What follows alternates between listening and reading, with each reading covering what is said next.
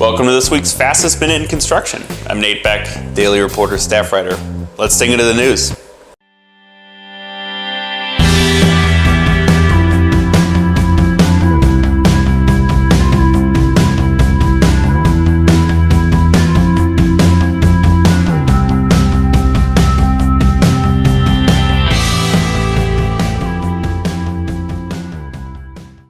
A lawsuit to evict the post office from its digs in downtown Milwaukee is on hold, and the federal government shutdown is to blame.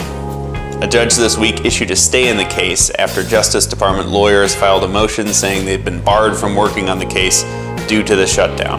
Chicago-based R2 Companies is trying to evict the post office from a 1.1 million square foot office the agency rents in downtown Milwaukee. The developer claims the post office has let the building fall into disrepair. The post office, meanwhile, argues it can stay put for years and has options to renew its long-running lease through 2040. The case will resume once the government reopens. Elsewhere in federal court this week, Waukesha road building giant Payne and Dolan has asked a judge to toss out a lawsuit over the family-owned company's ownership. Nancy and John Dewey, two relatives of the company's founder, filed suit against Payne and Dolan and four other firms that operate under the umbrella Walbeck Group in November. They argue that company leaders have pushed them out of the firm's operations and restricted access to records that would prove shares they hold are worth millions more than the company is saying. The Deweys want a court-appointed receiver to sort through the company's finances, but lawyers for the road builders dispute the claims in the lawsuit and filed papers to block the request for a receiver, calling it, quote, outrageous.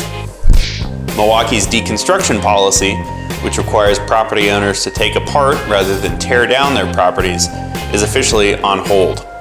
The Milwaukee Common Council voted Monday to pause the program until March of 2020 after a report found the number of condemned homes in the city ballooned in 2018, the law's first year.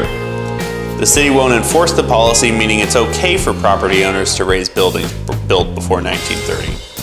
Legislation the Common Council passed, however, directs city officials to conduct a deconstruction project by this spring after the city struggled to find contractors last year. That's it for this week's Punch List. We'll see you next week.